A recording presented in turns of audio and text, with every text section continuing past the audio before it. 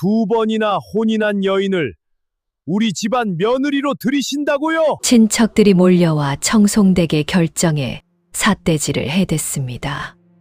남편을 잃고 친정에 돌아와 있던 처자를 청송댁이 굳이 며느리로 청했기 때문입니다.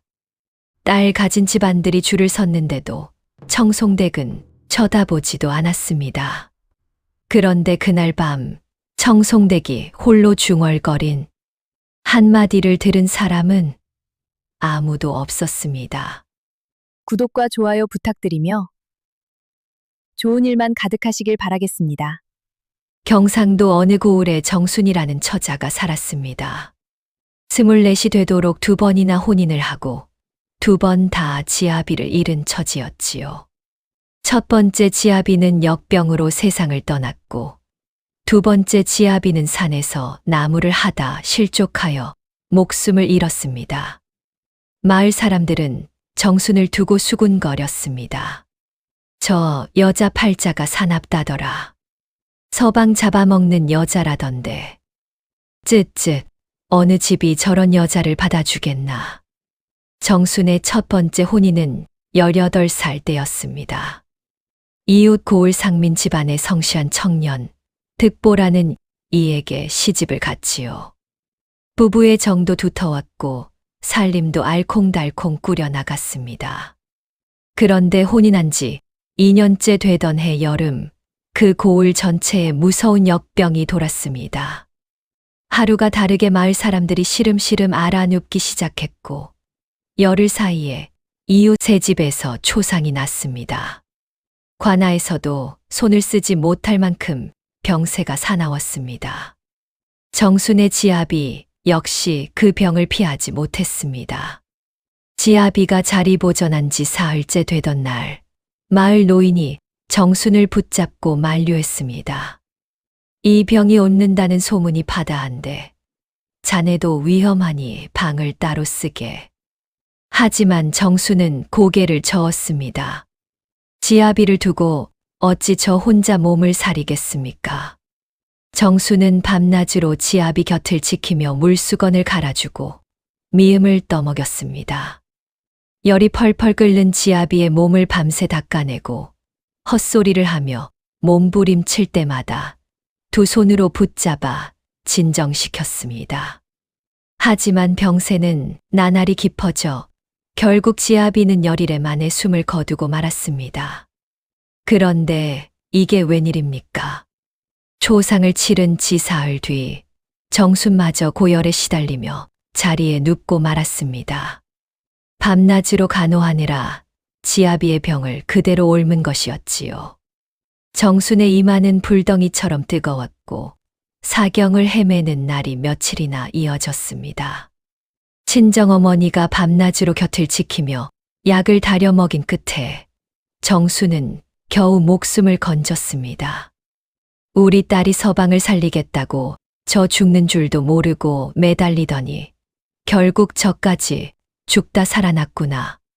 친정어머니는 딸의 손을 붙잡고 눈물을 흘렸습니다. 그 여름, 그 고을에서만 20명 가까이 역병으로 목숨을 잃었습니다. 정순의 지아비도 그리고 이웃의 집의 가장들도 모두 같은 병으로 세상을 떠난 것이었지요. 정순은 그렇게 20살의 청산과부가 되었습니다. 친정에서 2년을 지낸 뒤 정순은 다시 혼처를 얻었습니다. 이번에는 나무꾼 일을 하는 순박한 사내였습니다. 가진 것은 없어도 성실한 사람이라 정순은 다시 정을 붙여보려 했습니다. 혼인한 지 10달쯤 되었을 무렵 지아비는 여느 때처럼 이웃 나무꾼 2사람과 함께 뒷산으로 나무를 하러 올랐습니다. 그날은 간밤에 눈이 내린 뒤 다시 얼어붙어 산길이 유난히 미끄러운 날이었습니다. 실은 그 벼랑길은 마을에서도 익히 알려진 험한 길목이라 몇 해 전에도 다른 나무꾼이 발을 헛디뎌 다리를 크게 다친 적이 있는 곳이었습니다. 오늘은 길이 미끄러우니 조심들 하시게. 함께 오르던 나무꾼 하나가 그리 일렀지만 지아비는 지게에 나무를 가득 지고 내려오던 길에 얼어붙은 바위를 밟고 그만 균형을 잃고 말았습니다. 바로 옆에서 걷던 나무꾼이 그 광경을 고스란히 지켜보았습니다. 내 눈앞에서 벌어진 일이었소. 발이 미끄러지는가 싶더니 순식간에 벼랑 아래로 손 쓸 틈도 없었소이다. 그 나무꾼은 온 마을 사람들 앞에서 몇 번이고 그날의 정황을 그대로 전했습니다. 함께 있던 또 다른 나무꾼도 같은 이야기를 했지요. 두 사람의 증언이 한치도 다르지 않았기에 이것이 명백한 사고임을 모르는 이가 없었습니다. 하지만 지아비는 끝내 그 벼랑 아래에서 싸늘한 주검으로 발견되었고 정수는 그렇게 다시 한 번 지아비를 잃었습니다. 저 여자 팔자가 정말 사납긴 사나운가 보다. 두 번이나 서방을 앞세웠으니 세 번째는 어느 집에서 받아주겠나. 이런 말들이 마을 곳곳에서 정순을 따라다녔습니다. 사고의 정황을 뻔히 아는 이들조차 술자리에서는 짐짓 이런 말을 흘리곤 했습니다. 사람이란 때로 눈앞의 진실보다 입에 착 붙는 헛소문을 더 즐기는 법이었으니까요. 정수는 그런 말들을 못 들은 척했습니다. 억울함을 하소연해 보아도 이미 사람들의 입에 오르내리기 시작한 말은 쉬이 가라앉지 않았습니다. 친정으로 다시 돌아온 뒤로는 삭바느질과 약초 캐는 일로 근근히 입에 풀칠을 했지요. 어릴 적부터 몸이 약한 어머니를 위해 약초를 캐고 다니던 것이 손에 익어 웬만한 병증은 정순의 손끝에서 다스려지곤 했습니다. 손끝이 야무져서 삭바느질 솜씨도 인근에서 알아줄 정도였습니다. 하지만 아무리 솜씨가 좋고 아무리 사고의 정황이 명백해도 두 번 청상과부가 된 여인에게 다시 혼사를 청하는 집은 없었습니다. 사람들은 진실보다 낙인을 먼저 보았던 것입니다. 정순의 친정 부모는 딸의 앞날을 두고 밤마다 한숨을 내쉬었습니다. 내가 얼마나 몸을 아끼지 않고 서방을 간호했는지, 그리고 그 사고가 얼마나 명백한 것이었는지 다 아는 사람은 다 아는데 어찌 세상은 자꾸 너를 탓하는 것이냐. 아버님, 저는 괜찮습니다. 손발이 성하니 굶어 죽지는 않을 것입니다. 정수는 애써 웃어 보였지만 그 웃음 뒤에는 감출 수 없는 억울함과 외로움이 있었습니다. 그러던 어느 날이었습니다. 정수는 장터에 나가 삭바느질감을 받아오는 길에 굶주려 쓰러질 듯한 아이를 보았습니다. 부모를 잃고 걸식하며 떠도는 아이였지요. 정수는 자기 몫으로 받은 좁쌀 한 돼 중 절반을 아이에게 내밀었습니다. 얘야, 이거라도 먹으렴. 배를 고르면 안 된다. 아이는 눈물이 그렁그렁한 채로 좁쌀을 받아들었습니다. 그 모습을 멀리서 지켜보는 눈이 하나 있었으니 바로 청송댁이었습니다. 청송댁은 이 고을에서도 손꼽히는 양반가 안주인이었습니다. 남편을 일찍 여의고 두 아들 정현과 경원을 홀로 키워냈지요. 장남 정현은 27, 차남 경원은 24이었습니다. 청송댁은 집안의 크고 작은 일을 손수 챙기며 남 앞에 좀처럼 속내를 드러내지 않는 사람이었습니다. 청송댁이 정순을 눈여겨본 것은 그날이 처음이 아니었습니다. 벌써 몇 달째 장터에 나올 때마다 정순의 행동을 슬쩍슬쩍 지켜보고 있었지요. 좁쌀을 나눠주는 모습, 물건값을 셈하는 손놀림, 옷감을 고르는 눈썰미까지. 그날 저녁 청송댁은 안방에 홀로 앉아 낮게 중얼거렸습니다. 그 아이로구나. 이 한마디를 들은 사람은 아무도 없었지요. 청송댁이 정순을 눈여겨보게 된 데에는 또 다른 사연이 있었습니다. 얼마 전 청송댁 집안의 어린 손자가 갑자기 열이 펄펄 끓어오른 적이 있었습니다. 의원을 부르러 사람을 보냈으나 하필 이웃 고을로 왕진을 나가 있어 한참을 기다려야 하는 상황이었지요. 그때 마침 이웃에 살던 노파가 귀띔을 했습니다. 저 아랫마을의 정순이라는 처자가 약초를 잘 다룬다던데 한번 청해 보시지요. 청송댁은 반신반의하며 사람을 보냈습니다. 정수는 한밤중에 불려 나왔음에도 실은 내색 하나 없이 달려왔습니다. 아이의 이마를 짚어보고 열이 나는 원인을 살피더니 서둘러 약초를 찧어 물수건에 개어 아이의 이마와 손목에 얹었습니다. 열이 심하니 우선 이걸로 열을 내리고 내일 아침이면 의원을 다시 청해 보셔야 할 것입니다. 정순의 손놀림은 침착하고 정확했습니다. 밤새 아이 곁을 지키며 물수건을 갈아주던 정순 덕분에 아이의 열은 새벽 무렵 차차 가라앉았습니다. 청송댁은 그 밤 내내 문 밖에서 그 모습을 지켜보았습니다. 누구에게도 내색하지 않았지만 그날부터 정순이라는 이름을 마음에 새겨두었던 것입니다. 이후로도 청송댁은 사람을 시켜 은근히 정순의 됨됨이를 살폈습니다. 셈이 빠르고 손끝이 야무지다는 것, 남을 험담하는 법이 없다는 것, 그리고 무엇보다 궁핍한 처지에도 남을 먼저 살핀다는 것을 하나둘 확인해 나갔습니다. 한편 집안에는 다른 그림자가 드리워 있었습니다. 차남 경원이었습니다. 경원은 집안의 재산과 체면에 유독 민감한 사람이었지요. 형 정연이 장남이라 재산의 대부분을 물려받게 되어 있었지만 경원은 늘 그 사실이 못마땅했습니다. 형님이야 뭐 가만히 앉아만 있어도 다 굴러들어오지 않습니까? 경원은 곳간을 드나들며 장부를 몰래 들여다보곤 했습니다. 아직은 누구도 눈치채지 못한 일이었지요. 그런데 이 무렵부터 경원은 은밀히 곳간의 재물 일부를 빼돌리기 시작했습니다. 조금씩 티나지 않게 말입니다. 세월이 흘러 청송댁은 마침내 결심을 굳혔습니다. 사람을 시켜 정순의 친정에 매파를 보낸 것입니다. 정순의 친정 부모는 처음엔 귀를 의심했습니다. 청송댁 그 댁에서 우리 정순이를 큰 며느리로 들이시겠다고요?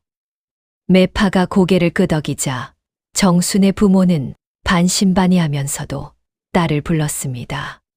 정순은 이야기를 듣고는 한참 말이 없다가 조심스레 되물었습니다. 어머니, 저 같은 사람도 괜찮겠습니까? 2번이나 지아비를 여인 몸입니다. 정순의 목소리에는 두려움과 함께 옅은 떨림이 섞여 있었습니다. 부모는 딸의 손을 잡으며 말했지요. 그 댁 안주인이 너를 직접 지목하셨다는구나.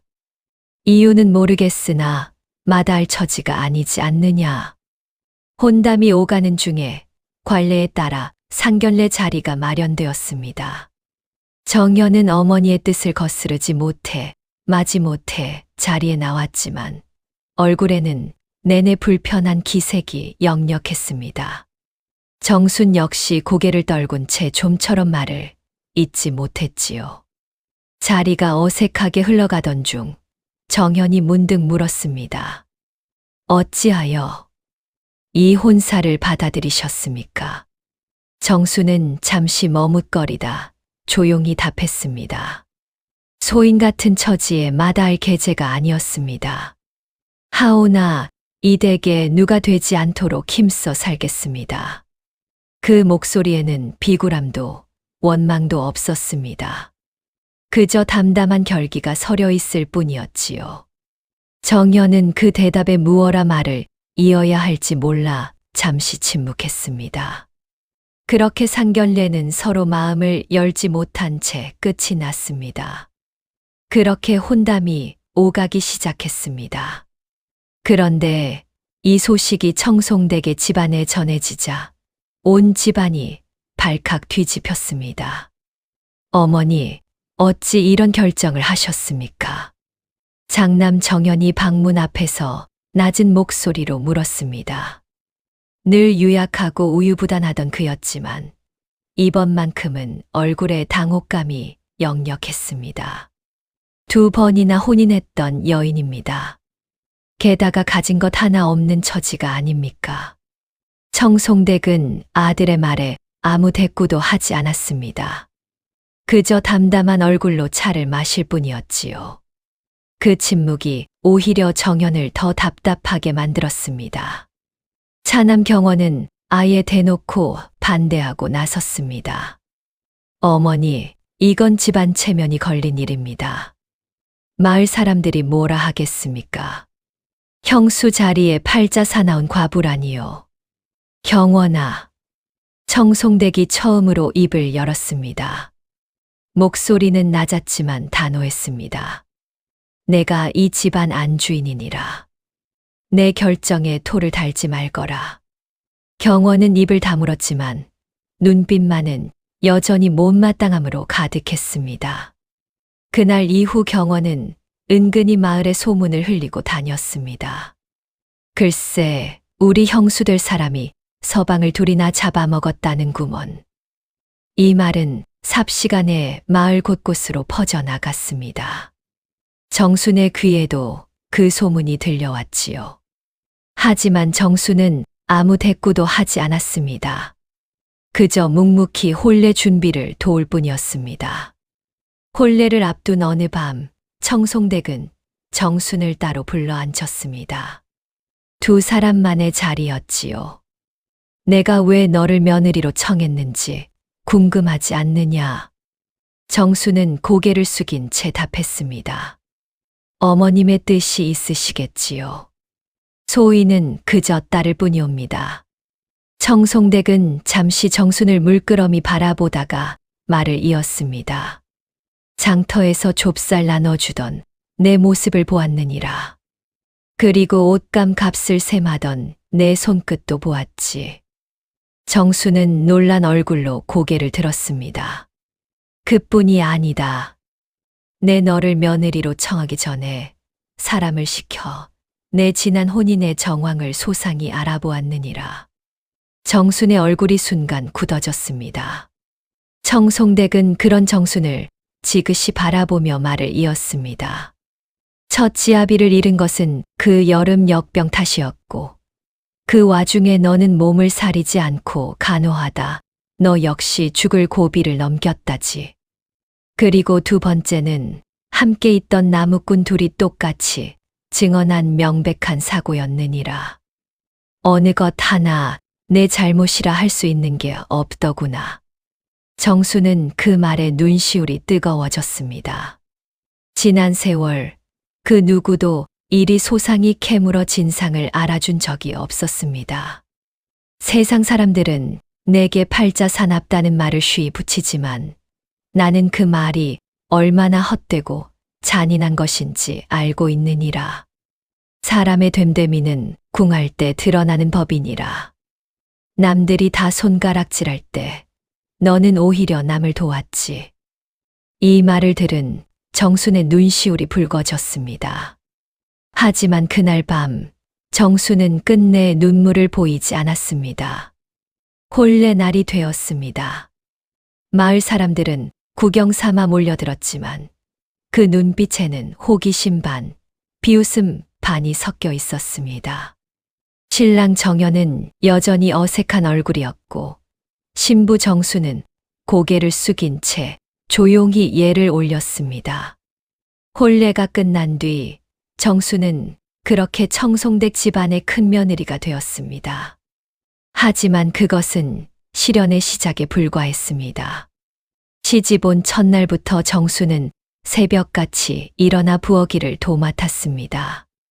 시누이도 없는 집안이라 모든 살림이 그녀의 손끝에서 이루어졌지요. 그런데 유독 경원의 아내, 즉 손아래 동서는 정순을 대놓고 무시했습니다. 형님이라고 부르기는 하겠습니다만 저는 형님을 인정 못하겠습니다. 동서의 말에 정수는 그저 고개를 숙일 뿐이었습니다. 부엌에서 밥을 지을 때도 빨래터에서 옷을 빨 때도 정순을 향한 냉대는 그치지 않았습니다. 2번이나 서방을 잡아먹었으면서 무슨 낯으로 이 집 안주인 노릇을 하려는지. 동네 안악들이 빨래터에서 수근거리는 소리가 정순의 귀에 그대로 들어왔습니다.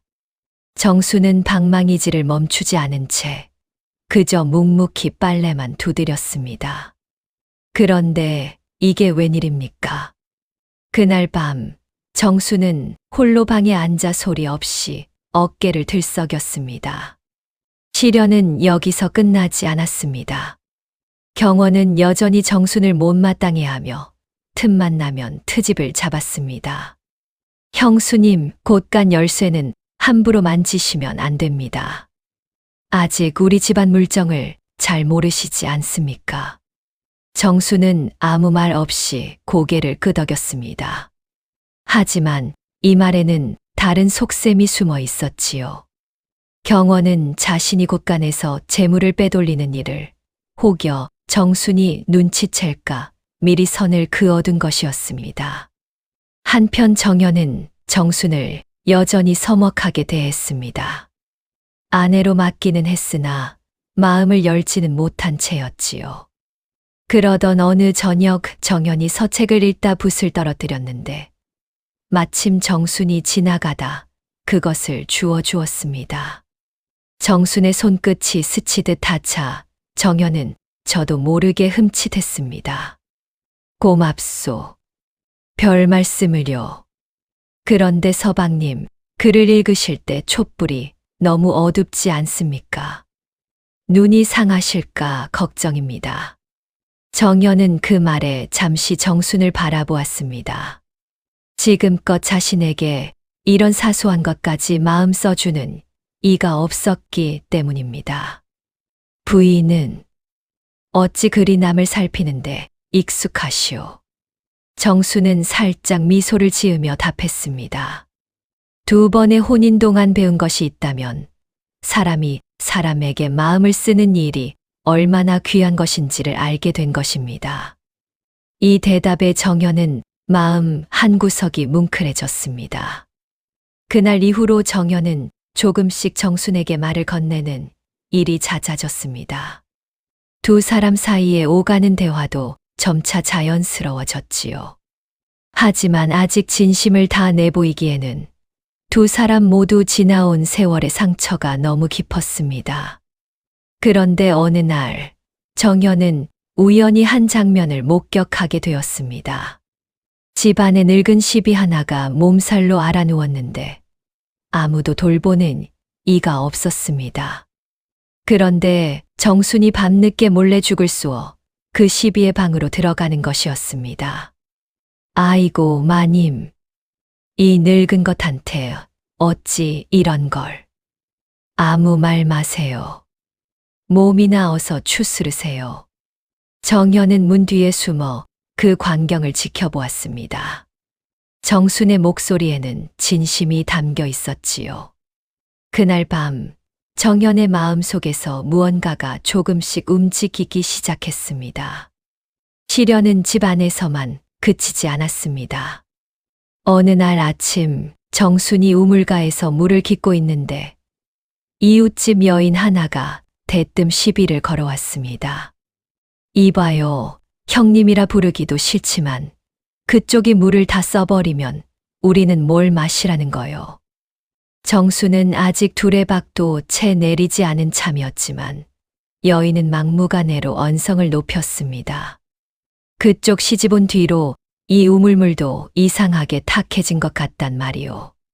팔자 사나운 사람이 오니 우물까지 부정을 타나 보지. 주변에 있던 다른 안악들도 슬금슬금 모여들어 수군거리기 시작했습니다. 정수는 억울했지만 아무 대꾸도 하지 않고 조용히 두레박을 거두어 그 자리를 떠났습니다. 저것 봐, 대꾸도 못하는 거 보니 찔리는 게 있나 보네. 뒤에서 들려오는 비웃음 소리에도 정수는 발걸음을 재촉할 뿐이었습니다. 그런데 마침 그 광경을 지나가던 동네 노인이 지켜보고 있었습니다. 이보게들, 너무하는 거 아닌가? 물 좀 먼저 길었다고 그리 몰아세울 일인가? 노인의 한마디에 안악들은 슬그머니 흩어졌습니다. 하지만 정순의 마음에 남은 상처는 쉬이 가시지 않았습니다. 한편 집안에서는 손아래 동서와의 관계도 여전히 껄끄러웠습니다. 동서는 여전히 정순을 형님으로 인정하지 않았고 사사건건 트집을 잡았지요. 그러던 어느 날 동서의 어린 딸아이가 마당에서 놀다가 넘어져 무릎이 크게 찢어지는 일이 있었습니다. 아이는 자지러지게 울었고 동서는 어쩔 줄 몰라 발만 동동 굴렀습니다. 의원을 부르러 갔는데 아직 소식이 없으니 어쩌지요. 이때 정순이 조용히 다가와 상처를 살폈습니다. 제가 좀 봐도 되겠습니까? 동서는 잠시 머뭇거렸지만 아이의 울음소리에 마음이 급해 고개를 끄덕였습니다. 정수는 능숙한 손길로 상처 부위를 깨끗한 물로 씻어내고 미리 말려둔 약초 가루를 뿌린 뒤 천으로 단단히 싸맸습니다. 흉이 크게 남지 않게 하려면 며칠은 물이 닿지 않도록 조심하셔야 합니다. 아이의 울음이 서서히 잦아들었습니다.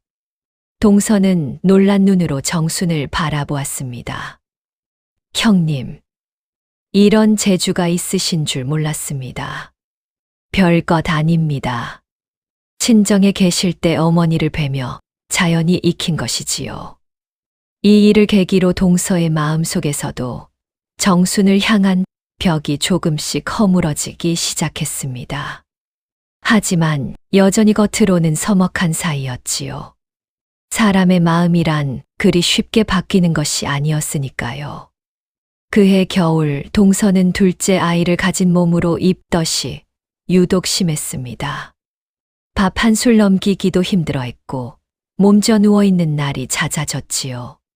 정수는 매일 아침 죽을 쑤어 동서의 방문 앞에 가져다 놓았습니다. 그런데 어느 날 동서가 죽 그릇을 손도 대지 않은 채 그대로 물렸습니다. 이 죽은 됐습니다. 정수는 의아했지만 별말 하지 않고 물러났습니다. 그런데 며칠 뒤 동서의 몸 상태가 눈에 띄게 나빠졌습니다. 얼굴이 누렇게 뜨고 기력이 쇠해지자 집안 사람들이 걱정하기 시작했습니다. 아무래도 의원을 청해야 할 것 같습니다.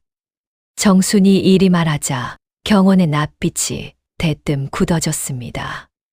형수님이 쏘어주신 죽을 먹고부터 안 사람 상태가 이상해졌다는데 혹시 그 안에 무엇을 넣으신 겁니까? 정수는 순간 귀를 의심했습니다. 제가 무엇을 넣었다니요? 그저 흰죽에 대추와 생강을 조금 얹었을 뿐입니다.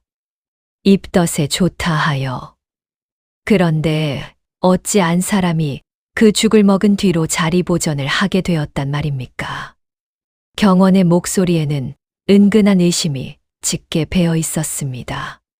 그 자리에 있던 하인들도 슬금슬금 눈치를 보며 수군거리기 시작했습니다. 정수는 가슴이 철렁 내려앉았습니다. 이번에도 또 억울한 누명을 쓰는 것은 아닐까 하는 두려움이 스멀스멀 밀려왔습니다. 제가 직접 확인해 보겠습니다.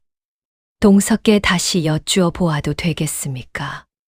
정수는 떨리는 목소리를 애써 누르며 동서의 방으로 향했습니다. 방문을 열자 동서는 이불을 덮은 채 창백한 얼굴로 누워 있었습니다. 동서, 실은 제가 쑤어드린 죽을 드시지 않으셨다 들었습니다. 혹여 다른 무엇을 드셨는지요? 동서는 잠시 머뭇거리다 힘없이 답했습니다. 실은 며칠 전 친정에서 보내온 떡을 몰래 먹었습니다. 그런데 그 떡이 이미 상해 있었던 모양입니다. 배가 아프기 시작한 게 그때부터였는데 형님께 괜히 걱정 끼칠까봐 말씀을 못 드렸습니다. 정수는 그제야 안도의 한숨을 내쉬었습니다. 하지만 그 안도도 잠시 이 사실을 어찌 밝혀야 할지 막막했습니다. 이미 경원과 하인들 사이에서는 정순을 의심하는 말이 돌고 있었으니까요. 정수는 동서의 손을 잡고 조용히 말했습니다. 동서, 사실대로 말씀해 주시면 저는 괜찮습니다. 하지만 이대로 두면 억울한 오해가 집안에 퍼질까 걱정입니다. 동서는 미안한 얼굴로 고개를 끄덕였습니다. 그리고 그날 저녁 동서는 스스로 경원 앞에 나서서 사실을 밝혔습니다. 제가 상한 떡을 몰래 먹은 탓입니다. 형님은 아무 잘못이 없으십니다. 경원은 겸연쩍은 얼굴로 헛기침을 했지만 정순에게 사과의 말 한마디는 끝내 하지 않았습니다. 정수는 그 서운함을 애써 삼켰습니다. 억울함이 풀린 것만으로도 다행이라 여기며 말입니다. 하지만 마음 한구석에는 언제 또 이런 의심의 화살이 자신을 향할지 모른다는 불안이 조금씩 쌓여가고 있었습니다. 그러던 어느 여름, 마을에 괴이한 열병이 돌기 시작했습니다. 하루가 다르게 알아눕는 이들이 늘어났고 특히 어린아이들이 많이 상했습니다. 의원은 하나뿐인데 환자는 늘어나니 손이 턱없이 모자랐지요. 이러다 마을 전체가 큰일 나겠습니다. 이장이 발을 동동 구르며 청송댁 집안을 찾아왔습니다. 큰 집안이니 도움을 청해볼 요량이었지요. 그런데 정순이 나서서 말했습니다. 제가 예전에 친정어머니를 뵈며 익힌 방도가 있습니다. 열을 내리는 약초와 몸을 상하지 않게 하는 처방을 조금 알고 있습니다. 경원의 아내가 미심쩍은 눈으로 쳐다보았습니다. 형님이 의원도 아닌데 함부로 손을 대셨다가 일이 잘못되면 어쩌시려고요. 제가 할 수 있는 만큼만 돕겠습니다. 사람 목숨이 왔다 갔다 하는데 가만히 있을 수는 없지 않겠습니까? 정순의 단호한 대답에 청송댁이 고개를 끄덕였습니다. 정순이 뜻대로 하게 두어라. 사람을 살리는 일에 손 놀리는 것을 어찌 막겠느냐. 그날부터 정순은 밤낮 없이 마을을 돌아다니며 열병 앓는 이들을 돌보았습니다. 약초를 캐어다 다리고 몸을 식혀줄 물수건을 만들어 나누어 주었지요. 잠도 제대로 못 자는 나날이 이어졌지만 정수는 힘든 내색 한 번 하지 않았습니다. 저 여자가 우물에 부정을 탄다더니 오히려 우리를 살리고 있지 않은가. 한때 우물가에서 정순을 몰아세웠던 여인마저도 자신의 어린 딸이 정순의 손에 살아난 뒤로는 태도가 완전히 바뀌었습니다. 내가 그때 몹쓸 말을 했는데 정말 면목이 없습니다. 여인은 정순의 손을 붙잡고 눈물을 흘리며 사과했습니다. 정순은 그저 고개를 저으며 말했습니다. 그런 말씀 마세요. 아이가 낳았으면 그것으로 되었습니다. 이 일을 계기로 마을 사람들의 정순을 향한 시선이 조금씩 달라지기 시작했습니다. 하지만 이 모든 것을 지켜보던 경원의 마음은 오히려 더 조급해졌습니다. 정순이 마을과 집안 사람들의 신뢰를 얻어갈수록 자신의 입지가 좁아지는 것 같았기 때문입니다. 게다가 정순이 곳간 장부를 정리하고 있다는 사실이 마음에 걸려 밤잠을 이루지 못했습니다. 가을이 되어 추석이 다가왔습니다. 청송댁 집안은 해마다 추석이면 인근 친척들과 마을 유지들을 초대해 큰 잔치를 벌이는 것이 관례였습니다. 이번 추석은 정순이 며느리로 들어온 뒤 처음 맞는 명절이라 온 집안이 분주했지요. 정순은 새벽부터 부엌에 나가 전을 부치고 떡을 찌며 하루 종일 손끝 한 번 쉴 틈이 없었습니다. 잔치가 무르익을 무렵 술이 몇 순배 돌자 먼 친척벌 되는 안노인 하나가 대뜸 목소리를 높였습니다. 그런데 말이오, 이 댁 큰 며느리 되시는 분이 두 번이나 상부를 하신 분이라면서요. 좌중이 순간 조용해졌습니다. 정수는 마침 술상을 나르던 참이었는데 그 자리에 그대로 얼어붙고 말았습니다. 손에 든 소반이 미세하게 떨렸지요. 아니, 그런 말을 이 자리에서 왜 꺼내십니까? 정연이 낯빛이 굳어나섰지만 안노인은 아랑곳하지 않고 말을 이었습니다. 내 그냥 궁금해서 묻는 것이요. 명색이 종가 큰 며느리인데 앞으로 대소사 예법을 다 맡아야 할 사람 아니오. 그런 사람이 두 번이나 지아비를 여인 몸이라니 조상님 뵙기가 민망스러워서 하는 말이지. 여기저기서 낮은 웅성거림이 일었습니다. 몇몇은 노골적으로 정순을 흘끔거리며 수군댔고 몇몇은 그저 못 본 척 술잔만 기울였습니다. 정수는 그 순간 온몸에 피가 다 빠져나가는 듯한 기분이 들었습니다. 수십 개의 눈이 자신을 향해 있는데 그 눈빛들 속에서 자신은 그저 부정한 존재, 흠 있는 사람으로 낙인 찍혀 있었지요. 그것이. 정수는 무어라 대답해야 할지 몰라 입술만 달싹였습니다. 목구멍이 콱 막힌 듯 아무 말도 나오지 않았습니다. 그때 경원이 은근슬쩍 거들었습니다. 어르신 말씀도 아주 틀린 것은 아니지요. 종가 큰 며느리 자리가 어디 아무나 앉는 자리입니까? 정순의 귀에는 그 말이 비수처럼 꽂혔습니다. 시동생마저 이리 말하는데 다른 이들이야 오죽하겠습니까? 정수는 소반을 든 채 고개를 숙이고 그 자리에 우두커니 서 있었습니다. 눈물이 왈칵 솟구쳤지만 이를 악물고 참아냈습니다. 여기서 눈물을 보이면 그것마저 흉이 될 것 같았기 때문입니다. 그때였습니다. 청송대기 자리에서 일어나 났지만 단호한 목소리로 입을 열었습니다. 어르신, 그 말씀은 이 자리에서 더 듣고 싶지 않습니다. 좌중의 시선이 일제히 청송대객에게로 쏠렸습니다. 제 며느리입니다. 제가 청해서 드린 사람이니 며느리 흠을 잡으시려거든 먼저 제 안목을 흠잡으십시오. 안노인은 뜨끔한 얼굴로 헛기침을 하며 슬그머니 말을 거두었습니다. 청송댁은 정순에게로 다가가 조용히 소반을 대신 받아들었습니다. 들어가 좀 쉬거라. 정수는 그제야 참았던 숨을 내쉬며 고개를 숙였습니다. 괜찮습니다, 어머님. 제가 마저 하겠습니다. 내 말대로 하거라. 정수는 결국 부엌으로 물러났습니다. 부엌 한 구석에 쪼그려 앉아 정수는 그제야 소리 죽여 울었습니다. 어깨가 들썩였지만 소리는 새어나가지 않도록 치맛자락을 입에 문 채였지요.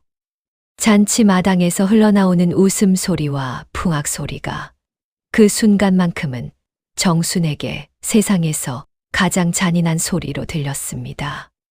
그 밤 정수는 잠을 이루지 못했습니다. 빵 안 어둠 속에 홀로 앉아 지나온 세월을 되짚어 보았습니다.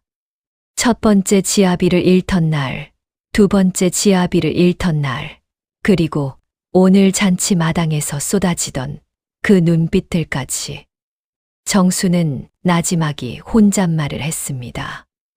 내가 무엇을 그리 잘못하였기에 평생 이 굴레를 벗어나지 못하는 것일까? 그런데 이게 웬일입니까?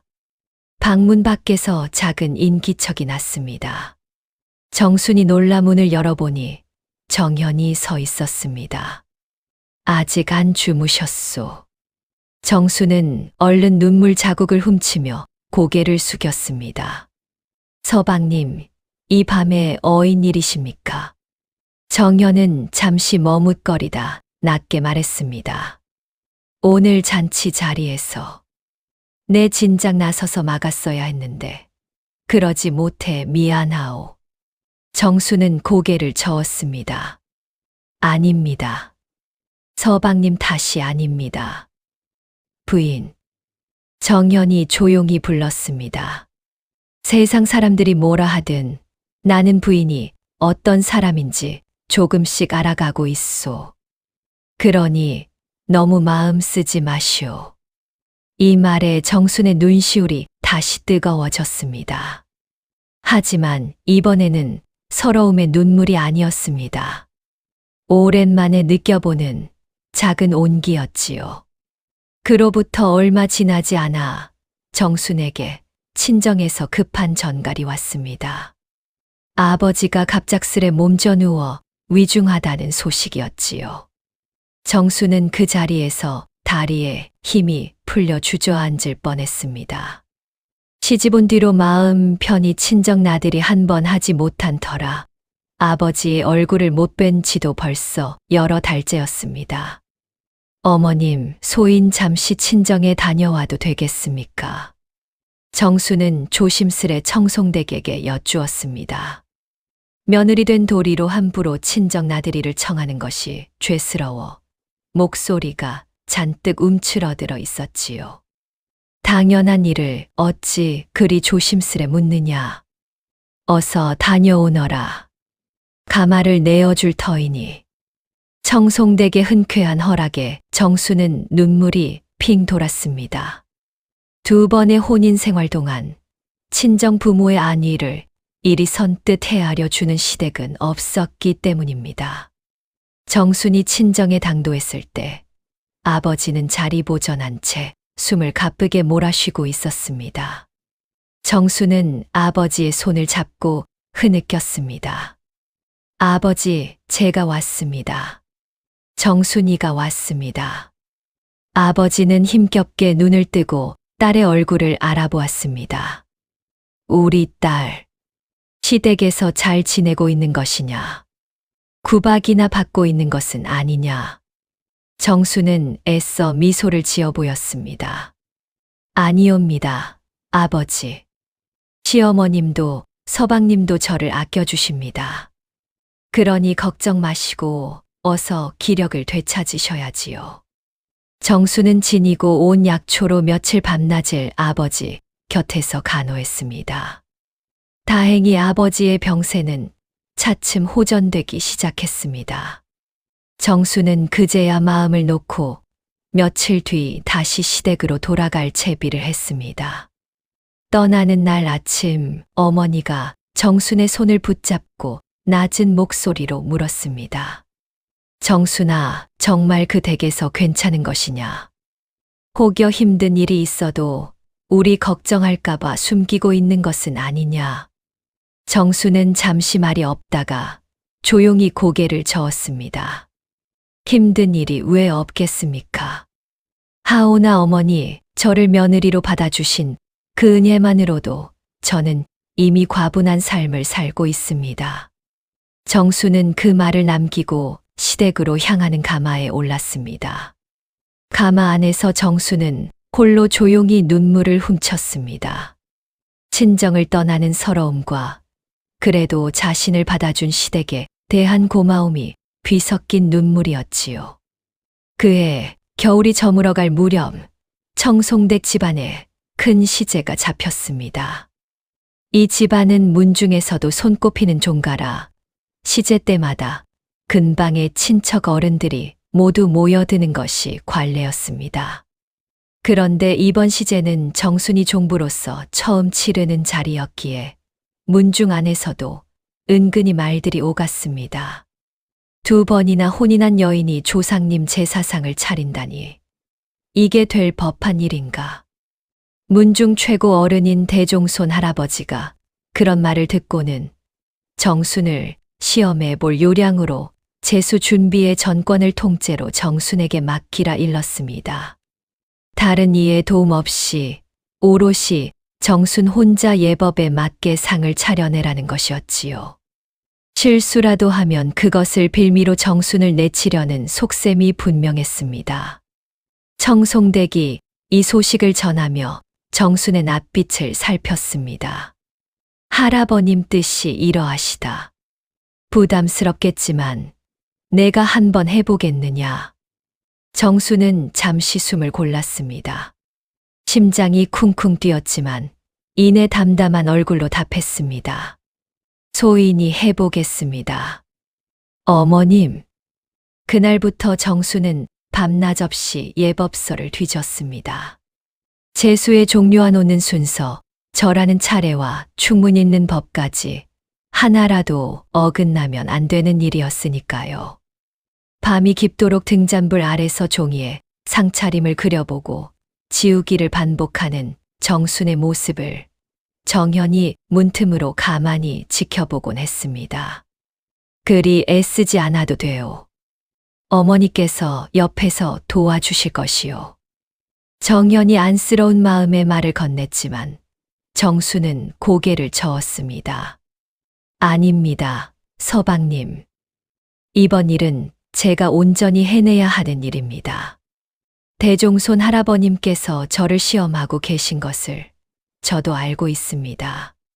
정순의 목소리에는 두려움과 함께 물러서지 않겠다는 단단한 결기가 서려 있었습니다. 시제 전날 밤, 정수는 잠 한숨 자지 못한 채 마지막으로 재수 목록을 점검했습니다. 손끝이 시릴 정도로 추운 부엌에서 정수는 하나하나 정성을 다해 음식을 마련했습니다.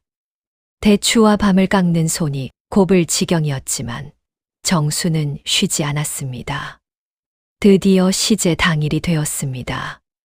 문중 어른들이 하나둘 사랑채로 모여들었고 대종손 할아버지도 지팡이를 짚고 자리에 앉았습니다. 정순이 정성껏 차린 제사상이 마당 가운데 놓이자 사람들의 시선이 일제히 그리로 쏠렸습니다. 어디 한번 봅시다. 얼마나 잘 차렸는지. 누군가 낮게 비아냥거렸습니다. 정수는 그 말에도 흔들리지 않고 침착하게 재수 하나하나의 위치와 순서를 다시 한번 확인했습니다. 대종손 할아버지가 지팡이를 짚고 천천히 상 앞으로 다가왔습니다. 사방이 쥐 죽은 듯 조용해졌습니다. 할아버지의 눈이 상 위를 천천히 훑었습니다. 조유리 씨의 순서, 좌포우회의 위치, 어동육서까지 어느 것 하나 어긋남이 없었습니다.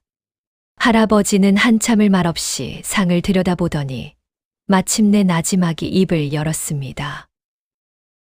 정갈하구나. 그 한마디에 사랑채 마당이 술렁였습니다.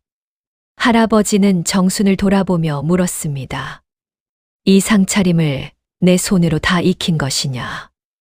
예, 할아버님. 예법서를 밤새 살피며 익혔습니다. 할아버지는 고개를 끄덕이며 수염을 쓰다듬었습니다. 2번 혼인했다 하여 사람 됨됨이가 어디 가는 것이 아니거늘 내 공연히 사람을 시험하려 했구나. 미안하게 되었다. 이 말에 정수는 코끝이 시큰해졌습니다. 지난 몇 달간 참아왔던 서름이 이 짧은 인정의 말 한마디에 왈칵 밀려오는 것 같았습니다. 정수는 고개를 숙이며 겨우 목소리를 눌러 참았습니다. 할아버님의 염려 감사할 따름입니다. 그날 제사가 무사히 끝난 뒤 문중 어른들 사이에서 정순을 향한 말들이 조금씩 달라지기 시작했습니다. 청송대 큰며느리가 보통이 아니더구먼. 그 어머니의 그 며느리라더니 과연 안목이 남다르시더군. 이 소식은 곧 경원의 귀에도 들어갔습니다. 경원은 마뜩자는 얼굴로 혀를 찼습니다. 제사상 하나 잘 차렸다고 다들 호들갑이시군. 경원의 눈빛에는 여전히 정순을 향한 못마땅함이 가시지 않고 있었습니다. 오히려 정순이 인정받을수록 경원의 마음속 조바심은 더욱 커져만 갔습니다. 세월이 흘러 반년이 지났습니다. 정수는 여전히 묵묵히 집안일을 도맡았고 조금씩 정연의 마음도 열리고 있었습니다. 하지만 마을의 뒷말은 오히려 더 심해졌습니다. 저 여자 시집 온 뒤로 집안에 안 좋은 일만 생긴다더라. 첫째 며느리가 들어오고부터 곳간 곡식이 줄었다는 소문도 있던데 이 소문은 다름 아닌 경원이 은밀히 퍼뜨린 것이었습니다. 곳간의 재물이 줄어드는 것은 사실이었지만 그것은 정순 때문이 아니라 경원 자신이 빼돌린 탓이었지요. 경원은 혹시라도 나중에 발각될 것을 대비해 미리 정순에게 죄를 뒤집어 씌울 밑밥을 깔고 있었던 것입니다. 소문은 날이 갈수록 살을 붙여 커져갔습니다. 처음에는 그저 곳간 사정이 예전 같지 않다는 정도였던 말이 어느새 큰 며느리가 밤마다 곳간을 드나든다더라로 바뀌고 다시 친정에 몰래 곡식을 빼돌린다더라로까지 부풀려졌습니다. 어느 날 장터에서 정수는 삭바느질감을 받아 나오다 나치근 안악 몇과 마주쳤습니다. 예전 열병 때 신세를 졌던 이들이었지만 오늘은 그 눈빛이 사뭇 달랐습니다. 저기 저 큰 며느리 말이오. 요즘 친정 살림이 갑자기 넉넉해졌다던데 어디서 난 재물인지 원. 정순의 귀에 그 말이 또렷이 들려왔습니다. 정순은 걸음을 멈추고 그들을 향해 조용히 물었습니다. 그런 말씀은 어디서 들으셨습니까? 제 친정은 여전히 가난합니다만. 안악들은 순간 당황한 기색을 보이더니 이내 딴청을 부리며 자리를 피했습니다. 정수는 그 뒷모습을 바라보며 가슴이 답답해졌습니다. 사실이 아닌 말이 이렇게까지 퍼져나가는데 정작 누가 이런 말을 지어내는지는 알 길이 없었습니다. 형님, 요즘 곳간 사정이 심상치 않습니다. 형수님이 들어오신 뒤로 이상하게 재물이 자꾸 빕니다. 경원이 정연에게 이렇게 슬쩍 흘리자 정연의 얼굴에 그림자가 드리웠습니다. 설마 그럴 리가 있겠느냐. 저도 믿고 싶지 않습니다만 형수님이 곳간을 자주 드나드시는 걸 본 사람이 여럿입니다. 정연은 마음이 복잡해졌습니다. 정순의 됨됨이를 조금씩 알아가던 차였는데 이런 말을 듣자니 혼란스러웠던 것이지요. 밤이면 정순 옆에 누워서도 정연은 쉬이 잠들지 못하고 천장만 바라보았습니다. 믿고 싶은 마음과 자꾸 귀에 걸리는 소문 사이에서 마음이 오락가락했던 것입니다. 한편 정순을 향한 동네 안악들의 모함은 더욱 심해졌습니다. 전 남편 둘이 다 그 여자 손에 죽은 거 아니냐는 말도 있더라. 이런 터무니없는 말까지 나돌았습니다. 정수는 이런 소문들을 듣고도 변명 한마디 하지 않았습니다. 그저 더욱 열심히 집안일을 하며 자신의 됨됨이로 증명하려 했지요. 하지만 밤이 깊으면 정순도 사람인지라 마음이 무너져 내리는 것을 어찌할 수 없었습니다. 이불을 뒤집어 쓴 채 정수는 낮게 되뇌곤 했습니다. 내가 언제까지 이리 참고만 있어야 하는 것일까? 그런데 이게 웬일입니까? 참고 견디면 지나갈 줄 알았던 소문이 오히려 눈덩이처럼 불어나고 있었으니 말입니다. 그러던 어느 볕좋은 오후였습니다. 갑자기 대문 밖이 소란스러워지더니 험상궂은 사내 셋이 마당까지 밀고 들어왔습니다. 하나같이 팔뚝에 문신을 새기고 눈빛이 사나운 자들이었지요. 경원이 이놈 어디 숨었느냐. 당장 나와서 빚을 갚아라. 우두머리로 보이는 사내가 마당 한복판에서 고래고래 소리를 질렀습니다. 집안일을 보던 하인들은 겁에 질려 우왕좌왕했고 시비들은 비명을 지르며 안채로 숨어들었습니다. 마침 사랑채에 있던 경원은 그 목소리를 듣자마자 얼굴이 새하얗게 질리더니 뒷문으로 몸을 숨겨버렸습니다. 이놈이 개서 몸을 사려? 내 오늘 기어이 받아내고 말겠다. 사내들은 마당을 어슬렁거리며 세간을 걷어차기 시작했습니다.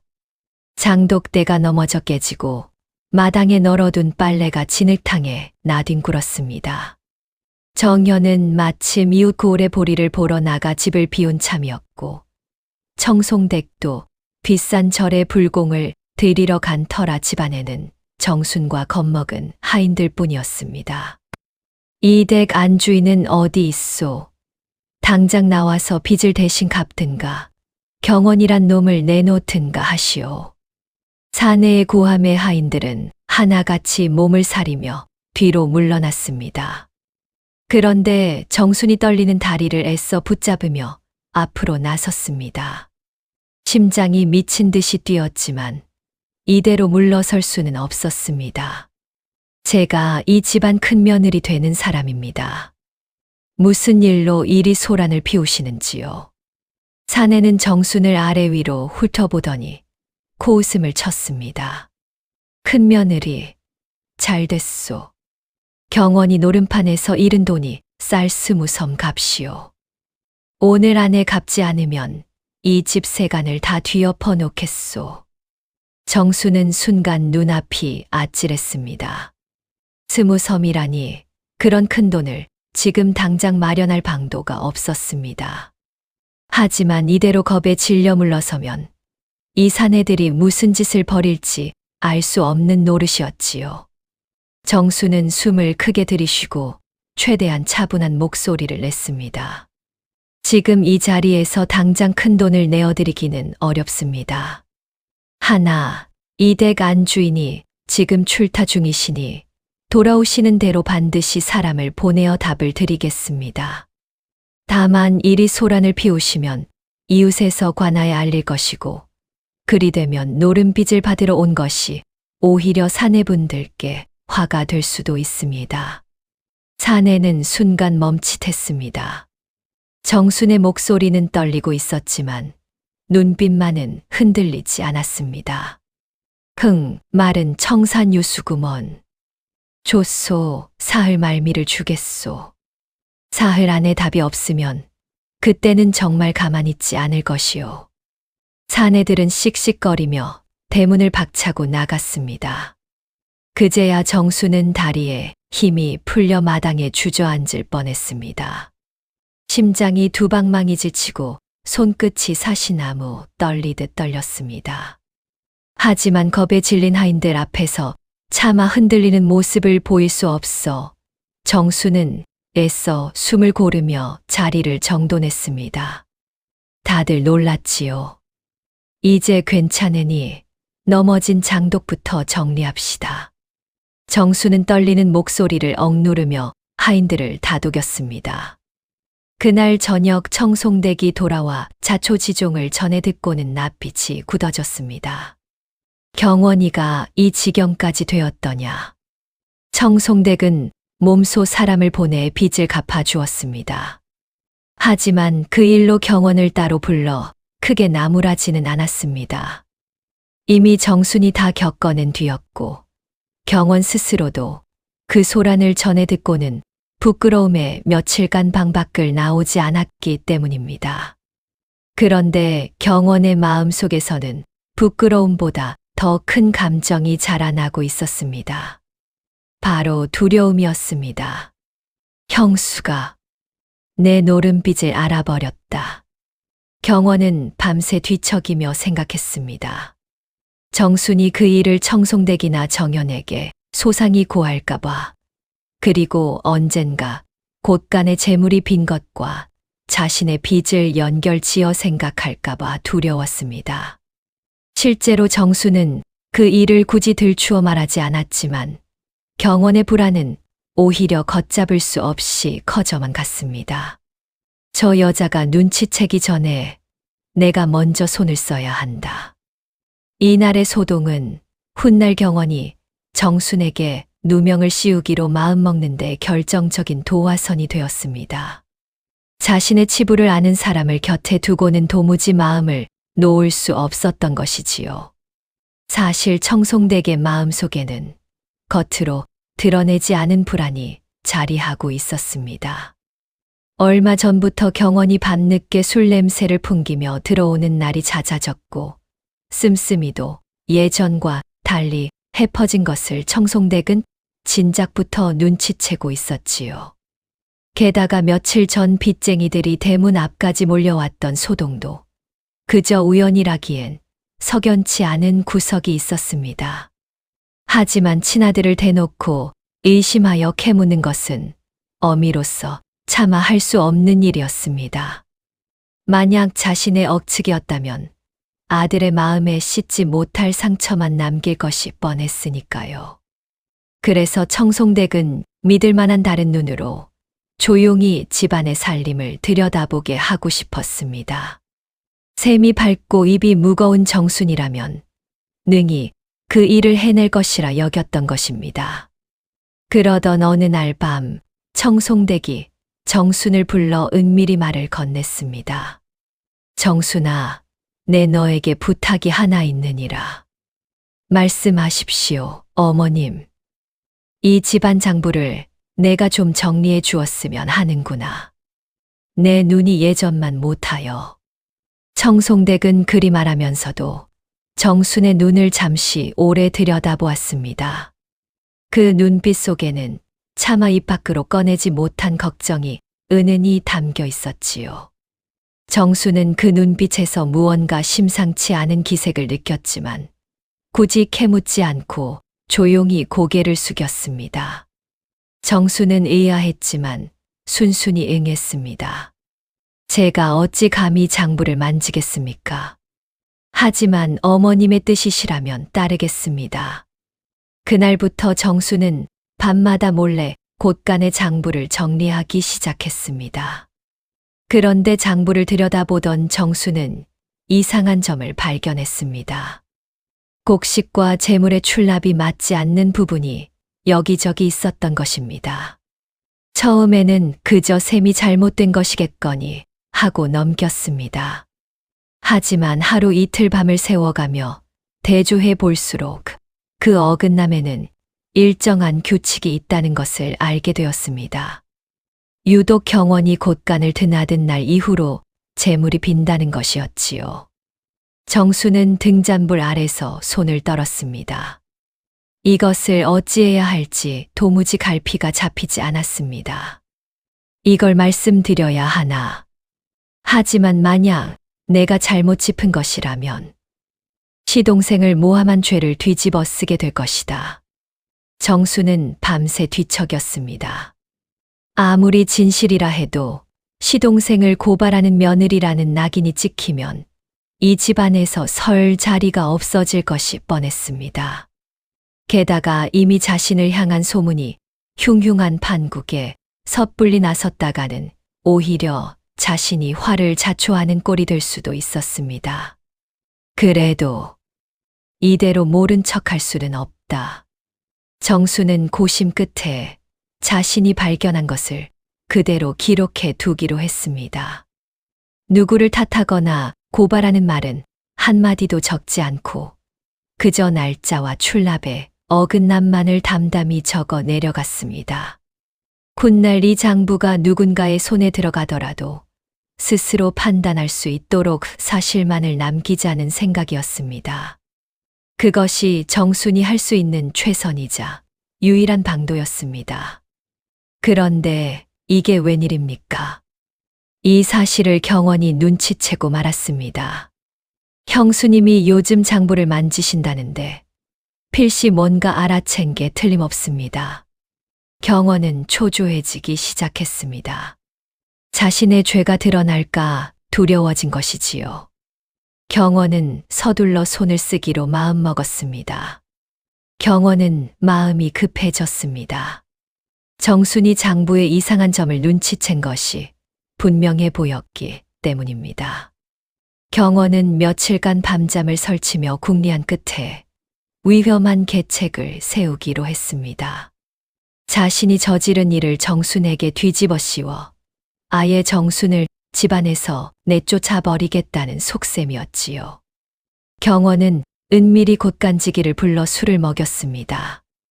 오늘 밤은 자네가 잠시 자리를 비워도 좋으이. 내 알아서 곳간을 살필 터이니. 곳간지기는 별다른 의심 없이 경원의 말을 따랐습니다. 그날 밤 경원은 몰래 곳간 열쇠를 빼내어 정순의 방으로 통하는 길목 풀숲에 슬쩍 던져두었습니다. 그리고 이튿날 아침 마치 우연히 발견한 척 소란을 피우기 시작한 것입니다. 며칠 뒤 온 집안이 발칵 뒤집히는 일이 벌어졌습니다. 곳간 열쇠가 사라진 것입니다. 열쇠가 없어졌다니 그게 무슨 말이냐? 청송댁의 목소리가 다급했습니다. 곳간지기가 벌벌 떨며 대답했습니다. 어젯밤까지는 분명 있었는데 오늘 아침 확인해 보니 없어졌습니다. 경원이 기다렸다는 듯 나섰습니다. 어머니, 형수님이 요즘 밤마다 곳간 근처를 서성이셨다는 걸 저도 알고 있습니다. 혹시 경원아, 말을 삼가거라. 정연이 나섰지만 목소리에 힘이 없었습니다. 그 역시 얼마 전 경원에게서 들은 말이 마음 한구석에 걸려 있었기 때문입니다. 그날 오후 곳간지기가 곳간 문을 여닫으려다 말고 그 자리에 얼어붙었습니다. 문지방 바로 옆 흙바닥에 늘 자신의 허리춤에 매달아 두던 노쇠 열쇠가 떨어져 있었던 것입니다. 곳간지기는 등골이 서늘해졌습니다. 분명 어젯밤까지도 제 손에 쥐고 있던 물건이었는데 어찌 이런 곳에 나뒹굴고 있단 말입니까? 열쇠가 여기 왜? 곳간지기의 다급한 외침에 마당을 지나던 하인 하나가 달려왔고 그 소식은 삽시간에 온 집안으로 퍼져나갔습니다. 하필이면 그 열쇠가 떨어져 있던 자리는 곳간에서 정순의 방으로 통하는 좁은 뒤안길 초입이었습니다. 누군가 급히 그리로 걸어가다 흘린 것처럼 보이기에 딱 알맞은 자리였지요. 경원이 그 소식을 듣고 한달음에 달려왔습니다. 겉으로는 놀란 척 눈을 크게 떴지만 그 속에서는 안도와 초조함이 뒤섞여 묘하게 일렁이고 있었습니다. 보십시오. 형수님 방으로 가는 길목에서 나왔지 않습니까? 경원의 목소리가 마당을 쩌렁쩌렁 울렸습니다. 그 소리에 부엌에서 나무를 다듬던 정순이 놀라 손에 든 소쿠리를 떨어뜨렸습니다. 나물이 흙바닥에 흩어졌지만 정수는 그것을 주울 겨를도 없이 마당으로 걸어 나왔습니다. 겨울 오후의 마당은 유난히 서늘했습니다. 낮게 깔린 잿빛 구름 아래로 찬 바람이 마당을 훑고 지나가며 처마 끝 고드름을 잘게 흔들었습니다. 정순이 마당 한가운데 들어섰을 때 그곳에는 이미 하인들과 시비들, 그리고 소식을 듣고 몰려나온 먼 친척 아나까지 30여 명이 넘는 사람들이 빙둘러서 있었습니다. 수십 개의 눈이 일제히 정순에게로 쏠렸습니다. 정순은 그 순간 발밑의 땅이 갑자기 꺼져 내리는 듯한 느낌을 받았습니다. 심장이 쿵쿵 군탁하게 뛰기 시작했고 그 소리가 귓속에서 울려 다른 소리가 잘 들리지 않을 지경이었습니다. 세상에, 그러고 보니 곳간 사정이 심상치 않다는 소문이 진작 붙어 있었지. 먼 친척 안악이 팔짱을 낀 채 혀를 찼습니다. 그 옆에 선 다른 여인이 맞장구를 쳤습니다. 2번이나 상부한 여자가 종각 큰 며느리 자리를 꿰차더니 결국 이런 일을 벌이는구나. 그 말들은 마치 겨울바람에 실려온 얼음, 조각처럼 정순의 살갗을 하나하나 찌르며 지나갔습니다. 정순은 저도 모르게 두 손을 맞잡았습니다. 손끝이 차갑게 식어 있었고 손바닥에는 식은땀이 배어 있었습니다. 제가 그런 일을 하지 않았습니다. 정순은 목소리를 짜내듯 겨우 내뱉었습니다.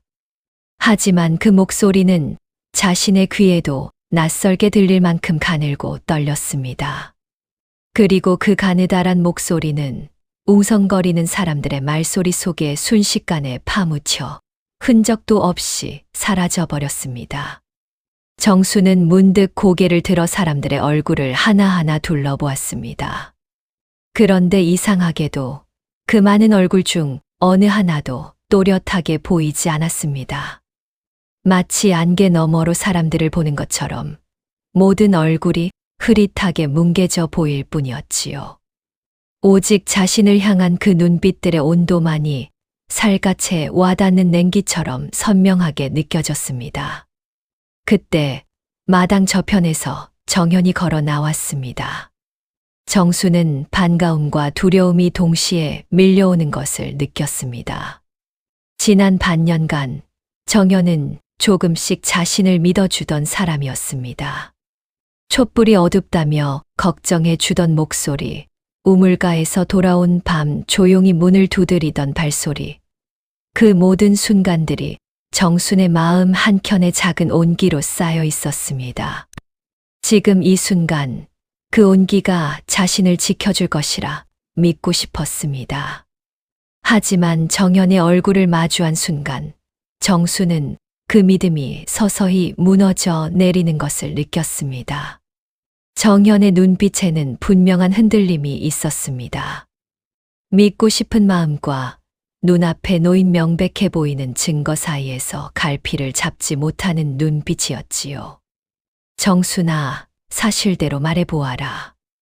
그 한마디가 정순의 귓가에 떨어지는 순간 정순은 숨이 턱 막히는 것을 느꼈습니다. 목구멍이 좁아진 듯 숨이 걸렸고 손끝에서부터 올라온 냉기가 팔뚝을 타고 어깨까지 저릿하게 번져나갔습니다. 그 짧은 문장이 몇 번이고 정순의 귓가에서 되풀이되어 울렸습니다. 사실대로 말해보아라. 사실대로 말해보아라. 정수는 문득 두 번째 지아비를 잃던 그날이 떠올랐습니다. 그날도 이렇게 아무도 자신의 말을 온전히 믿어주지 않았었지요.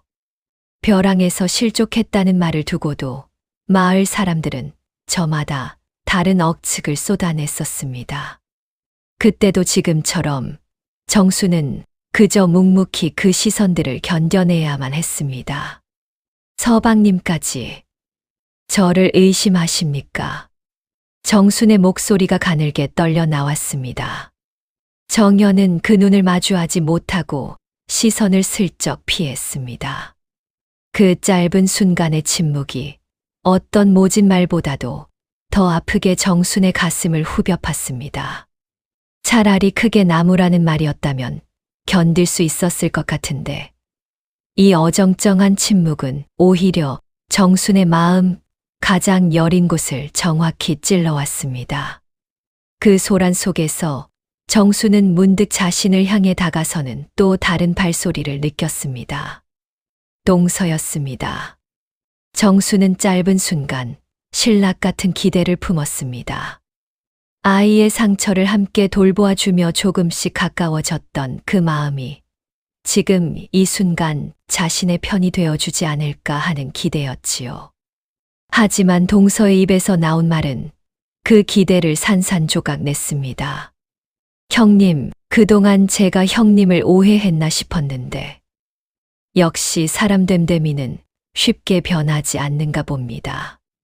그 한마디가 떨어지는 순간 정수는 눈앞이 아득해지는 것을 느꼈습니다. 온몸의 힘이 다리 아래로 빠져나가는 듯했고 서 있기조차 힘겨웠습니다. 정수는 아무 대꾸도 하지 못한 채 그저 고개를 떨구었습니다. 겨울바람이 정순의 저고리 옷깃을 파고들었지만 그 한기보다 마음속에서 밀려오는 냉기가 훨씬 더 시렸습니다. 그날 밤, 방 안은 적막했습니다. 창호지 문틈으로 스며드는 달빛만이 방 안을 희미하게 비추었습니다. 정수는 등잔불도 켜지 않은 채 어둠 속에 오독하니 앉아 있었습니다. 문 밖에서는 이따금 바람이 마당을 스치는 소리, 그리고 멀리서 개 짖는 소리만이 정적을 깨뜨릴 뿐이었습니다. 정수는 한참을 그렇게 앉아 있다가 천천히 몸을 일으켜 옷장 앞으로 다가갔습니다. 낡은 보따리 하나를 꺼내 펼치는 손끝이 가늘게 떨리고 있었습니다. 저고리 한 벌, 치마 한 벌, 그리고 친정어머니가 물려주신 낡은 은비녀 하나. 그것이 정순이 이 집에 들어올 때 가져온 전부였고, 지금 다시 챙겨 나갈 전부이기도 했습니다. 정수는 옷가지를 한 겹 한 겹 개켜 보따리에 넣으며 지난 반년의 시간을 하나씩 되짚어 보았습니다. 시집 온 첫날의 냉대, 우물가에서 쏟아지던 손가락질, 추석 잔치에서 참아냈던 눈물, 그리고 그 사이사이 스며들었던 작은 온기들까지. 그 모든 것이 결국 이렇게 끝나는 것인가 싶어 정순의 눈시울이 뜨거워졌습니다. 제가 무슨 죄를 지었기에. 정수는 낮게 중얼거렸습니다. 그 목소리는 방 안의 정막 속으로 조용히 스며들어 사라졌습니다. 그런데 그 말끝이 흐려지며 정수는 끝내 소리 내어 울지 않았습니다. 그저 조용히 눈물만 흘릴 뿐이었지요. 그때 방문이 살며시 열리더니 예전에 정순이 밤새 죽을 쑤어 돌보아 주었던 늙은 시비가 조심스레 들어왔습니다. 시비는 정순의 손을 꼭 붙잡으며 낮게 속삭였습니다. 마님, 소인은 마님을 믿습니다. 그날 밤 마님이 소인을 돌보아 주시던 그 마음이 거짓일 리 없습니다. 정수는 그 손을 마주 잡으며 힘없이 웃어 보였습니다. 고맙네. 하지만 이 집안에서 나를 믿어주는 사람이 자네 하나뿐이라면 나는 이미 이곳에 있을 자격이 없는 것이겠지. 그렇지 않습니다. 시간이 지나면 반드시 진실이 밝혀질 것입니다. 그러니 부디 마음을 굳게 잡수십시오. 시비는 그 말만 남기고 눈물을 훔치며 방을 나섰습니다. 정수는 홀로 남아 어둠 속에서 밤을 지새웠습니다. 창밖으로 스산한 바람 소리만이 정순의 곁을 지켰습니다. 이튿날 아침 청송댁은 정순의 방문 앞에 섰습니다. 방 안에서는 짐을 다 싼 정순이 조용히 앉아 있었습니다. 어디를 가려는 것이냐? 어머님, 소인이 이 집안에 누를 끼쳤습니다. 친정으로 돌아가겠습니다. 청송댁은 잠시 말이 없었습니다. 그러다 낮은 목소리로 물었습니다. 내가 정말 곳간의 재물을 훔쳤느냐? 아니옵니다. 맹세코 그런 일은 없었습니다. 정순의 목소리는 담담했지만 그 안에는 억누른 설움이 배어 있었습니다. 청송댁은 정순의 얼굴을 한참 들여다보다가 방문을 닫고 돌아섰습니다.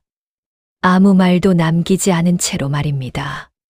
정순이 짐을 싸던 그날 밤, 청송댁은 잠을 이루지 못하고 홀로 등잔불 아래 앉아 있었습니다. 정순이 넘겨준 장부를 다시 꼼꼼히 들여다보던 참이었습니다. 이상하구나. 곡식이 나간 날짜와 경원이 마을에 나가 노름판을 벌였다는 소문이 돌던 날짜가 어찌 이리 딱 맞아떨어지는고. 청송댁은 지난 몇 달간 들었던 자잘한 소문들을 하나하나 되짚어 보았습니다. 경원이 밤늦게 술에 취해 들어오던 날들, 노름빚을 갚았다는 뒷말들, 그리고 유독 그 무렵마다 곳간에 재물이 빈다는 사실까지. 모든 정황이 한 사람을 가리키고 있었습니다. 날이 밝기를 기다려 청송댁은 곳간지기를 조용히 불러 지난밤의 일을 캐물었습니다. 지난밤 자리를 비웠다고 들었다. 누가 그리하라 시켰느냐? 곳간지기는 벌벌 떨며 사실대로 고했습니다. 경원 나리께서 술을 내주시며 오늘 밤은 쉬어도 좋다 하셨습니다. 청송댁의 얼굴이 서늘하게 굳었습니다. 모든 정황이 하나로 맞아떨어지는 순간이었습니다. 그날 오후 청송댁은 온 집안 사람들을 사랑채에 불러 모았습니다. 정현과 경원, 경원의 아내, 그리고 곶간지기까지 모두 자리했습니다. 오늘 이 자리에서 분명히 밝히고 넘어갈 일이 있느니라. 청송댁은 품에서 낡은 장부 하나를 꺼내 들었습니다. 이것이 무엇인 줄 아느냐? 경원의 얼굴이 순간 하얗게 질렸습니다.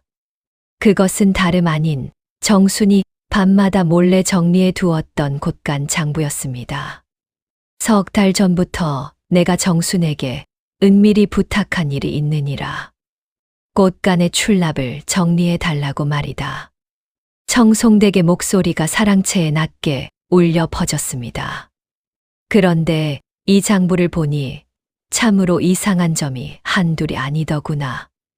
곡식과 재물이 들어온 기록은 있는데 나간 기록이 맞지 않는 곳이 여러 군데다. 청송댁은 장부의 한 장을 펼쳐 보였습니다. 그리고 이 출납이 이루어진 날짜들을 보니 하나같이 경원이가 곶간을 드나든 날과 겹치더구나. 사랑채 안이 순식간에 얼어붙었습니다. 경원은 애써 태연한 척했지만 목소리가 떨리고 있었습니다. 어머니. 그것이 무슨 말씀이십니까? 저는 그런 적이. 경원아. 청송댁의 목소리가 서늘해졌습니다. 내가 정순에게 곶간 열쇠를 함부로 만지지 말라. 그리 당부한 것도 사실은 내 죄가 드러날까 두려웠기 때문이 아니냐. 경원은 더 이상 말을 잇지 못했습니다. 그때 곶간지기가 조심스레 입을 열었습니다. 사실 소인도 몇 번 경원 나리께서 밤늦게 곶간을 드나드시는 걸 보았습니다만 감히 입 밖에 내지 못했습니다. 이때 청송댁이 미리 불러두었던 또 한 사람이 사랑채로 들어섰습니다. 장터에서 술과 노름을 하는 자들을 상대로 셈을 봐주던 늙은 상인이었습니다. 어이쿠, 아씨가 부르셔서 왔습니다만. 경원 나리 말씀이신지요? 나리께서 요 몇 달 새 밤마다 노름판에 오셔서 재물을 크게 잃으셨습니다. 지난달에는 하룻밤에 곡식 10섬 값을 잃으신 적도 있었지요. 상인은 품에서 낡은 종이 한 장을 꺼내 청송댁 앞에 내밀었습니다. 이것이 그때 나리께서 써주신 차용증입니다. 갚을 길이 없다 하시기에 소인이 증표 삼아 받아둔 것이지요. 청송댁이 종이를 펼쳐보니 그 위에는 분명 경원의 필체로 쓰인 금액과 날짜, 그리고 경원이 평소 서찰에 즐겨 찍던 인장이 선명히 찍혀 있었습니다. 누구도 부인할 수 없는 명백한 물증이었습니다. 이래도 아니라 하겠느냐. 청송댁이 차용증을 경원 앞에 내려놓으며 물었습니다. 경원은 그 종이를 내려다보다 더는 버틸 재간이 없다는 듯 고개를 떨구었습니다. 이 증언과 물증이 함께 나오자 사랑채는 완전히 술렁이기 시작했습니다. 경원의 얼굴은 하얗게 질려 더 이상 아무 말도 하지 못했습니다. 그저 바닥만 내려다볼 뿐이었지요. 경원아. 청송댁이 낮지만 무겁게 아들을 불렀습니다. 경원은 그제야 무너지듯 바닥에 엎드렸습니다. 제가 잘못했습니다, 어머니. 경원의 목소리가 떨렸습니다. 지난 몇 달간 억눌러 왔던 죄책감이 한꺼번에 터져 나오는 듯 했습니다. 노름빚에 쫓겨 곶간에서 조금씩 손을 대기 시작했습니다. 처음에는 이내 채워 넣을 생각이었는데 어느새 빚이 눈덩이처럼 불어나 있었습니다. 그러다 형수님이 장부를 정리하신다는 말을 듣고 발각될까 두려워 저도 모르게 형수님께 죄를 씌우고 말았습니다. 경원은 지난 반년간 곶간의 재물을 조금씩 빼돌려 밖에서 도박과 유흥에 탕진했다는 사실을 낱낱이 실토했습니다.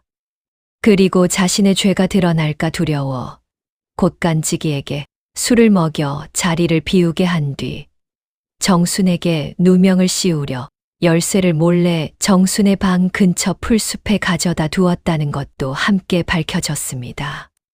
사랑채 안은 무거운 침묵에 휩싸였습니다. 조금 전까지 정순을 손가락질하던 이들은 이제 고개를 들지 못한 채 서로 눈치만 살폈습니다. 정연은 그제야 모든 상황을 깨닫고 정순에게 다가갔습니다. 그의 얼굴에는 부끄러움과 미안함이 동시에 서려 있었습니다. 정순아, 내가 잠시나마 너를 의심했구나. 미안하다. 지난 반년간 내가 어떤 사람인지 조금씩 알아가면서도 정작 이 순간에는 내 말보다 눈앞의 증거만 믿었으니 내가 참으로 부끄럽다. 정수는 고개를 숙인 채 한참을 아무 말도 하지 못했습니다. 억울함이 풀렸다는 안도감과 지난 시간의 서러움이 한꺼번에 밀려온 탓이었지요. 이윽고 정순이 조용히 입을 열었습니다. 서방님, 서운했던 것은 사실입니다. 하오나 이렇게라도 진실이 밝혀졌으니 저는 그것으로 되었습니다. 다만 다음에는 저를 먼저 믿어주셨으면 합니다. 정연은 그 말에 고개를 깊이 숙였습니다. 그리하겠다. 다시는 이런 일이 없을 것이다. 청송댁이 자리에서 일어나 정순의 손을 잡았습니다. 온 집안 사람들이 지켜보는 가운데였습니다. 내가 처음 너를 며느리로 청했을 때 다들 나를 이해하지 못했느니라. 청송댁의 목소리가 사랑채 전체에 울려 퍼졌습니다. 실은 나도 젊은 시절 비슷한 처지를 겪은 적이 있느니라. 지아비를 여의고 친정에 돌아왔을 때 세상 사람들이 나를 보던 눈빛이 지금 정순이를 보던 눈빛과 다르지 않았다. 집안 사람들은 놀란 얼굴로 청송댁을 바라보았습니다. 청송댁이 그런 과거를 지녔으리라고는 누구도 짐작하지 못했던 것입니다. 내가 19에 처음 이 집안에 시집왔을 때 나 역시 친정이 몰락하여 지참금 한 푼 없이 몸만 들어온 처지였느니라. 그때도 지금처럼 온 집안 친척들이 반대하고 나섰지. 가진 것 없는 여자를 종가 며느리로 들이다니 말이 되느냐며 수군거렸느니라. 청송댁의 목소리가 잠시 흔들렸습니다. 지난 세월의 서름이 다시 떠오른 듯 했지요. 그때 나를 거두어 준 것이 바로 이 집안의 시어른, 돌아가신 시아버님이셨느니라. 다들 반대할 때 그분만이 사람은 가진 것으로 보는 게 아니다. 그 속을 보아야 한다고 하셨지. 그분이 아니었다면 나는 지금 이 자리에 없었을 것이다. 청송댁은 잠시 눈을 감았다가 다시 떴습니다. 그래서 나는 알고 있었느니라. 세상 사람들의 손가락질이 얼마나 사람을 병들게 하는지, 그리고 그 손가락질 속에서도 곧게 서 있는 사람이 얼마나 귀한지. 정순이가 장터에서 아이에게 좁쌀을 나누어 주던 그 모습에서 나는 30해 전 내 모습을 보았느니라.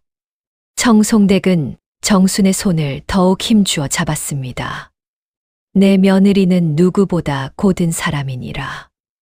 오늘 이후로 이 집안에서 정순을 함부로 대하는 자가 있다면 내가 결코 용서치 않을 것이다. 그 자리에 있던 모든 사람이 고개를 숙였습니다. 동서는 그저 그 자리에 굳은 듯 서서 아무 말도 하지 못했습니다. 남편의 죄가 만천하에 드러난 마당에 무슨 낯으로 입을 열어야 할지 알 수 없었던 것이지요. 정수는 그런 동서를 바라보았지만 굳이 눈을 맞추려 하지 않았습니다. 사람의 마음이 그리 쉬이 풀리는 것이 아님을 알고 있었기 때문입니다.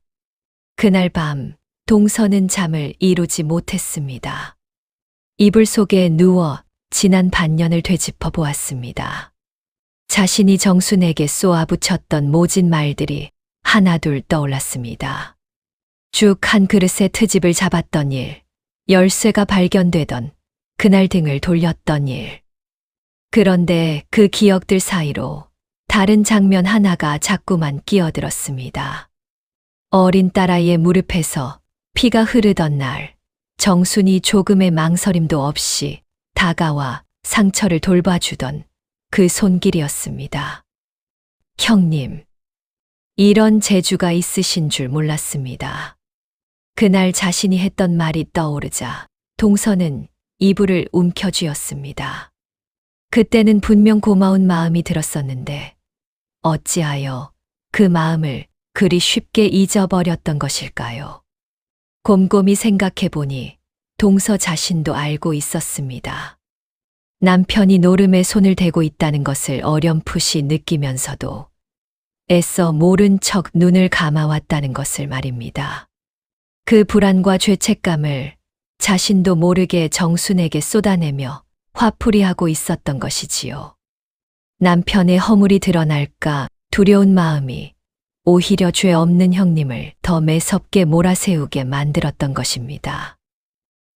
내가 내 마음이 편치 않아서 애꿎은 형님만 잡았구나. 동서는 그 밤 내내 뒤척이다 날이 밝기를 기다렸습니다. 이튿날 아침 동서는 사람들이 다 물러간 뒤 조용히 정순의 방을 찾아갔습니다. 공개된 자리에서의 사과가 아니라 오롯이 두 사람만의 자리에서 진심을 전하고 싶었기 때문입니다. 형님, 어젯밤 한숨도 못 잤습니다. 정수는 말없이 동서를 방 안으로 들였습니다. 동서는 자리에 앉기도 전에 고개를 떨구었습니다. 저는 형님이 두려웠습니다. 처음 형님이 시집 오셨을 때 2번이나 상부하신 분이라는 소문이 무서워서가 아니라 실은 형님의 됨됨이가 저보다 나을까봐 그것이 두려웠던 것 같습니다.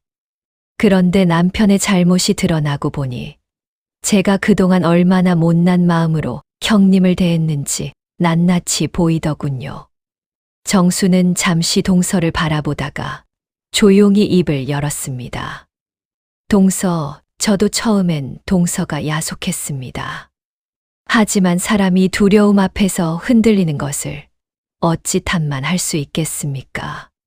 저 역시 2번이나 지아비를 잃고 세상의 손가락질 앞에서 얼마나 많이 흔들렸는지 모릅니다.